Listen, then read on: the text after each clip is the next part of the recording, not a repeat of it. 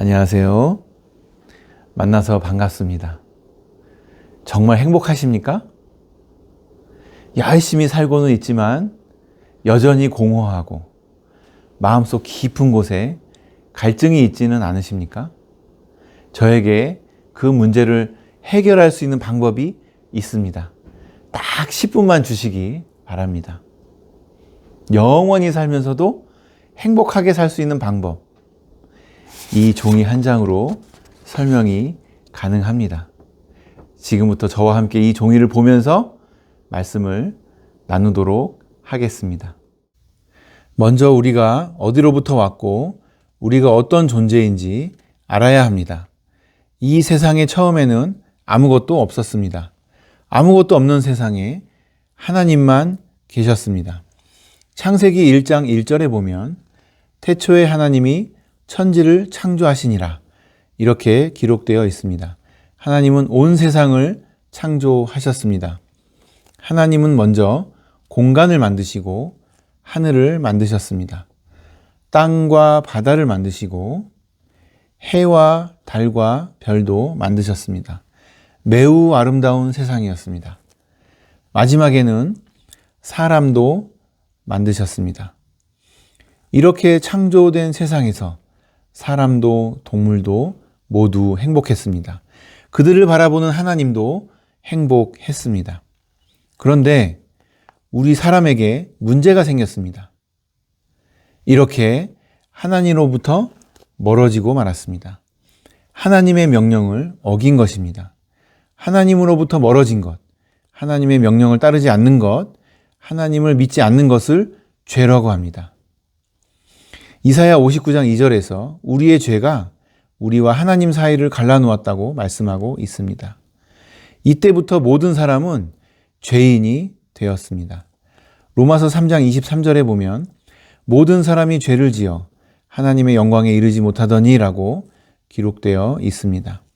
모든 사람이 죄를 지었기 때문에 형벌을 받게 되었습니다.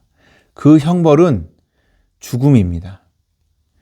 죄의 삭은 사망이라고 로마서 6장 23절에 기록된 하나님의 말씀대로 모든 사람이 죽음을 맞이합니다. 이 세상에 그 어떤 사람도 죽음을 피하고 살아남은 사람은 없습니다. 누구나 죽음을 피할 수 없기 때문에 죽음에 대해서 생각하면 모두 두렵습니다. 그러나 죽는다고 모든 것이 끝나는 것은 아닙니다. 죽음 이후에 심판이 기다리고 있기 때문입니다. 히브리서 9장 27절에도 그렇게 기록되어 있습니다. 그런데 진짜 문제는 육신의 죽음이 아닙니다. 영혼의 죽음이 문제입니다. 요한계시록 21장 8절에 보면 영혼의 죽음을 둘째 사망이라고 말합니다. 이것은 지옥에 떨어지는 것입니다.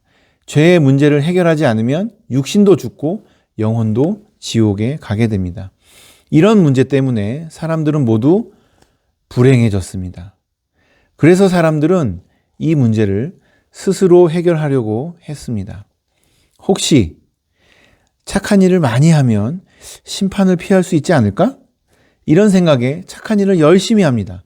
그러나 디도서 3장 5절 말씀처럼 아무런 소용이 없었습니다. 문제를 해결할 수 없었습니다. 이번에는 지식을 구하고 지혜를 찾았지만 역시 해결할 수 없었습니다. 아무리 지식이 많고 지혜롭다 하더라도 건너편으로 갈 수 없었습니다. 그래서 절에 간다든지 제사를 지낸다든지 열심히 돌을 닦고 종교 행위를 해봤지만 이 역시도 소용이 없었습니다. 혹시나 하는 마음에 돈을 열심히 모아봤습니다. 그러나 역시 돈으로도 해결할 수 없습니다. 이에 대해서 베드로전서 1장 18절과 19절에도 돈으로는 할 수 없다고 말합니다. 이 문제는 그 어떤 힘과 권력으로도 해결할 수 없었습니다. 시편 146편 3절에도 도울 힘이 없는 인생도 의지하지 말라고 충고하고 있습니다. 결국 살리는 것은 영이니 육은 무익하니라.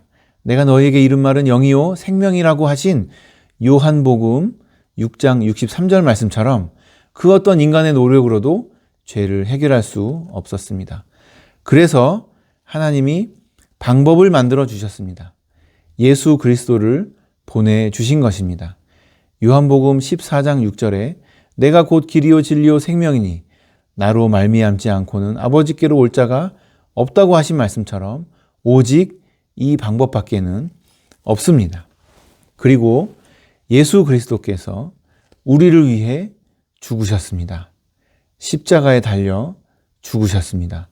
우리가 아직 죄인이었을 때에 그리스도께서 우리를 위해 죽으셨다고 로마서 5장 8절에 기록되어 있습니다.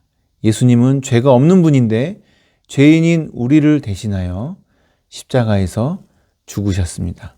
그리고 예수님이 죽은 지 3일 만에 다시 살아나셨습니다. 예수님을 믿는 사람들에게 생명을 주신다는 말씀의 증거가 되시려고 부활하셨습니다. 고린도전서 15장 4절 말씀처럼 부활하셨습니다. 예수님을 믿는 사람은 영존하는 생명이 있고 또 정죄에 이르지 않는다고 요한복음 5장 24절을 통하여 말씀하셨습니다. 그래서 예수님을 믿으면 사망에서 생명으로 옮겨집니다. 사망에서 생명으로 옮겨진 사람은 영생을 얻게 됩니다.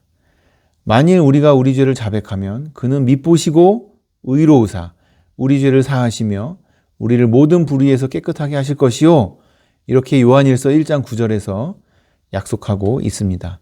그리고 요한복음 3장 17절 말씀처럼 예수님으로 인해 우리가 심판받지 않고 구원받을 수 있기 때문에 여기로 옮겨진 사람은 심판을 받지 않습니다. 그래서 여기로 옮겨진 사람들은 지옥에 가지 않고 천국에 들어간다고 마태복음 7장 21절에 기록하고 있습니다. 이렇게 사망에서 생명으로 옮겨진 사람들은 특권을 얻게 됩니다. 영접하는 자 곧 그 이름을 믿는 자들에게는 하나님의 자녀가 되는 권세를 주셨으니라고 요한복음 1장 12절에 기록하고 있습니다. 그래서 예수님을 영접한 사람들은 모두 하나님의 자녀가 됩니다. 그리고 영원한 행복을 누리게 됩니다. 자, 지금까지 들으신 내용이 어떠신가요? 귀하께서는 이쪽에 계십니까? 아니면 이쪽에 계십니까?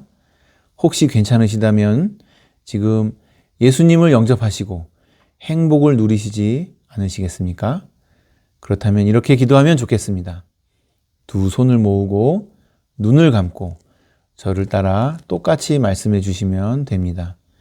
예수님, 저는 그동안 죄인으로 살았습니다. 예수님께서 저를 위해 십자가에서 피 흘려 죽으시고 부활하신 사실을 깨달았습니다. 이제부터 저는 죄의 길을 버리고 예수님을 영접하여 구주로 제 마음에 모시겠습니다. 저를 구원해 주셔서 감사합니다. 예수님의 이름으로 기도합니다. 아멘. 감사합니다.